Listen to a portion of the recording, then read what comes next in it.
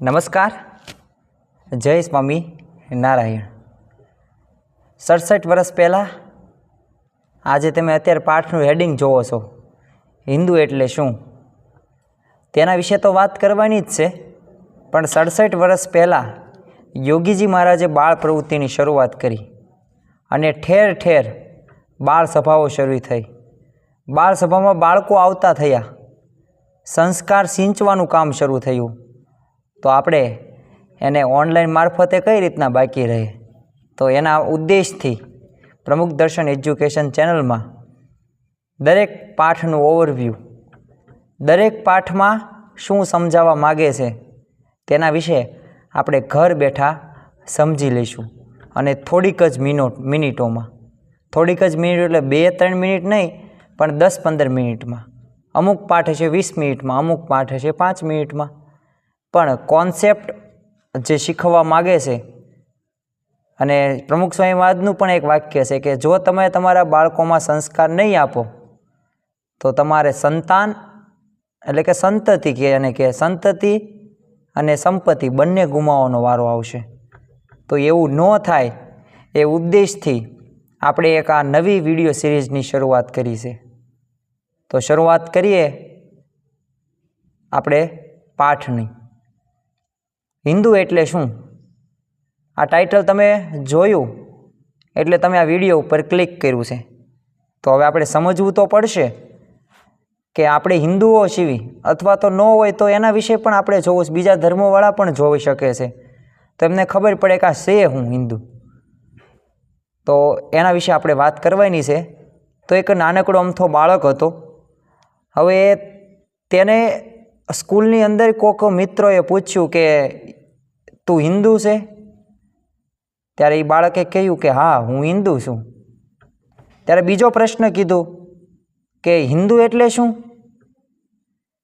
ત્યારે તે બાળક પાસે કાંઈ જવાબ નહોતો।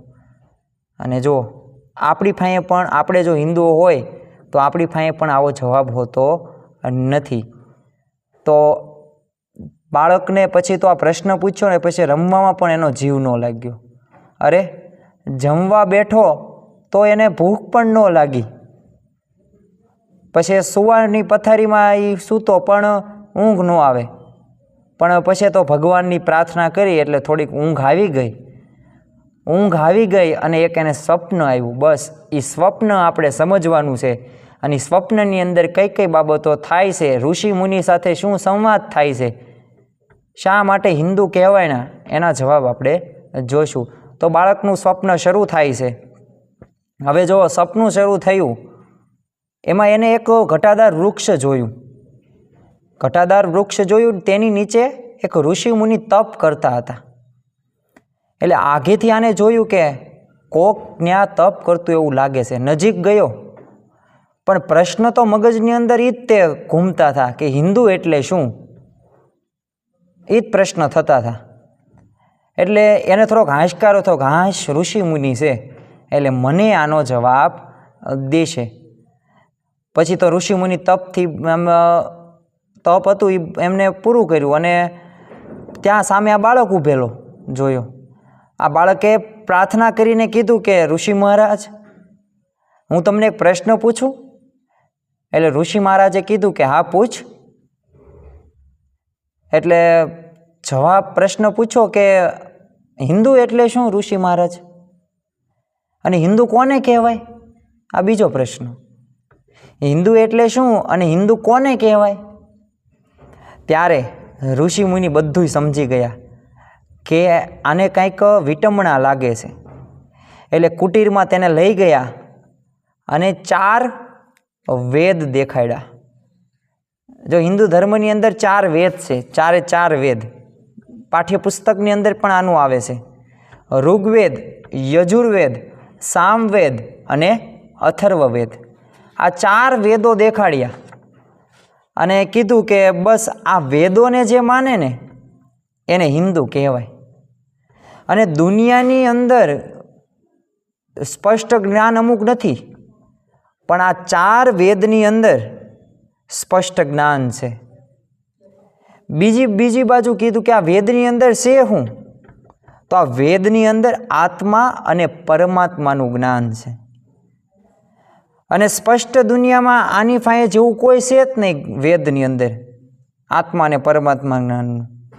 બાળકે પ્રશ્ન પૂછ્યો હવે જો સ્વપ્નમાં તે કે આત્મા અને પરમાત્માનું જ્ઞાન એટલે શું? એટલે ઋષિ મહારાજ હાથ ફેરવતા કહ્યું કે આત્મજ્ઞાન એટલે આત્માનું જ્ઞાન. આ જીવજંતુ આપણે પશુ પક્ષીઓ જોવી છીએ, વનસ્પતિ જોવી છીએ, અને આપણે બધા સજીવો જેવી છીએ ને એ બધામાં આત્મા રહેલો છે. હવે જો આ આત્મા આપણને દેખાતો નથી પણ શરીર આપણે જોઈ છીએ. આત્મા કેવો છે? આ ઋષિમુનિ બાળકને કહે છે કે આત્મા અમર છે, આત્માનું કોઈ મૃત્યુ નથી થતું. અને જે કર્મ સિદ્ધાંત આપણે માનવાનો છે, કર્મ સિદ્ધાંત કેવો? તો સારા કામનું સારું ફળ, ખરાબ કામનું ખરાબ ફળ. પણ આ ભોગવવા માટે આપણે એક બીજો સિદ્ધાંત જે છે પુનર્જન્મ, આને કહેવાય કે પુનર્જન્મ લેવો પડે. બાળકે પ્રશ્ન બીજો પૂછ્યો, અને જો બાળકની પ્રકૃતિ આવી જ કંઈક હોય છે, પ્રશ્નો દ્વારા એ પોતાનું જ્ઞાન વધારવા પ્રયત્ન કરે છે. આજુબાજુ આપણે બાળકો આવા જોવી છીએ. એટલે બાળકને પ્રશ્ન થયો કે આ પુનર્જન્મ રહ્યો એ અટકી ન જાય? ત્યારે ઋષિમુનિએ જવાબ આપ્યો કે એ માટે તો છે ને પરમાત્માનું જ્ઞાન મેળવીએ ને તો આ પુનર્જન્મ અટકી જાય. ફરી વખત બાળકે પૂછ્યું કે હું કાંઈ સમજ્યો નહીં. એટલે પછી ઋષિમુનિ જે નાનકડા અમથા કુટીરની અંદર જે મંદિર આવેલું હતું ને, ત્યાં મંદિરમાં પરમાત્માની મૂર્તિ અને બે હાથ જોડીને વંદન કરવાનું કીધું. અને કીધું કે આ પરમાત્મા છે, આ સર્વોપરી છે, દિવ્ય છે, સર્વ કરતા હરતા છે અને ગુણાતીત સંતમાં પ્રગટ છે. એવા જો અક્ષરધામમાં રહ્યા થકી પૃથ્વી પર અવતાર ધરે છે.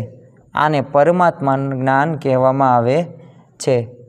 હજી બાળક અટકતો નથી. અને હવે તો શું કહેશે કે તમે મને આવું બધું કીધું ને, પરમાત્માનું, વેદનું, આત્માનું, પરમાત્માનું, કરતા હરતાનું, સજીવનું, તો હજી હું મારું મન છે ને ચકડોળે ચડ્યું છે, મને કાંઈ હજી સમજાતું નથી. ત્યારે ઋષિ મહારાજ હસવા માંડ્યા અને કીધું કે તને જો એક મુદ્દામાં કહેવું હોય ને તો આ 4 વેદને જે માને ને એને હિન્દુ કહેવાય. જો 2 મુદ્દામાં કહેવું હોય ને તો જે વેદની અંદર આત્મજ્ઞાન ને પરમાત્મા જ્ઞાન આપ્યું છે ને એને માને ને એને હિન્દુ કહેવાય. અને જો 4 મુદ્દામાં કહેવું હોય ને તો આત્મજ્ઞાન અને પરમાત્મા જ્ઞાન સાથે જોડાયેલી 4 માન્યતાઓ, કર્મ સિદ્ધાંત, પુનર્જન્મ, મૂર્તિ પૂજા અને અવતારવાદ, આને જે માને ને એને હિન્દુ કહેવાય. ઋષિમુનિએ ફરી વખત એક પ્રશ્ન પૂછ્યો કે તને ખબર છે હિન્દુ શબ્દ ક્યાંથી આવ્યો?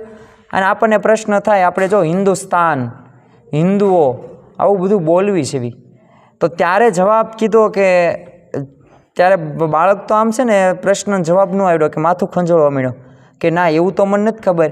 ત્યારે ઋષિમુનિએ જવાબ જે આપ્યો છે કે હજારો લાખો વર્ષ પહેલાં અમે આર્યો છીએ તો સિંધુ નદીના કિનારે વસતા હતા. અને ત્યાં ઋષિ મુનિઓ, ઋષિ માતાઓ, બાળકો, બાલિકાઓ બધા વિહરતા હતા. અને આ બધાએ તે વાતાવરણની અંદર ત્યાંથી રહેતા હતા ને, એટલે નદીના કાંઠે આપણે આજે વેદોનું રહ્યું ને એ સનાતન ધર્મ સૌપ્રથમ ત્યાંથી આવ્યો. અને જ્ઞાન પ્રથમ ત્યાંથી પ્રસાર કરવામાં આવ્યું. અને વિદેશી લોકો આર્ય પ્રજાને છે ને હિન્દુ કહેવા લાગ્યા. બસ આ સિંધુમાંથી જ તે હિન્દુ શબ્દ આવ્યો છે. ટૂંકમાં હિન્દુ એટલે હું? સિંધુ નદીના કિનારે જે પ્રથમ પામેલો વૈદિક જ્ઞાનને માનનારા લોકો, આને આપણે હિન્દુ કીધું. હવે બાળકને શાંતિ થઈ કે હિન્દુ શબ્દનો મને ખબર પડી ગઈ, શા માટે કહેવાયના, આ ગ્રંથમાં શું અંદર આપેલું છે વેદની અંદર, આ આત્મા પરમાત્માનું જ્ઞાન શું છે એ બધું સમજાયું. એટલે એને સમજ પડી ગઈ કે આત્મારૂપ થઈને પરમાત્માની ભક્તિ કરવી એ આપણું જીવનનું ધ્યેય હોવું પડે. આ બધી બાબતો હિન્દુ એટલે શું અને હિન્દુ કોને કહેવાય એના વિશે આપણે સમજી. પછી તો બાળકનું સ્વપ્ન આમ જાગી ગયું અને આમ બોલો સનાતન ધર્મ કી જય, અને આ સનાતન ધર્મ કહેવાયનો. એટલે એવી રીતના ઊભો થયો અને એના મમ્મી પપ્પા હાજર હતા કે આને શું થયું, અને પછી તો એ ઊભો થઈ ગયો. અને સનાતન ધર્મ એટલે શું? જેનો શરૂઆત કે અંત છે નહીં. તો પ્રથમ પાઠની અંદર સત્સંગ વિહારમાં પ્રથમ પાઠમાં આપણે હિન્દુ એટલે શું, તેની સાથે કેટલી માન્યતાઓ જોડાયેલી છે, આ બધા વિશે વાત કરી. તો જોડાયેલ રહો પ્રમુખ દર્શન એજ્યુકેશન ચેનલમાં. આવા જ કંઈક નવા પાઠ, નવી માહિતી અને ઓનલાઈન મારફતે આપણે મળતા રહીશું. Stay home happy. જય સ્વામી નારાયણ.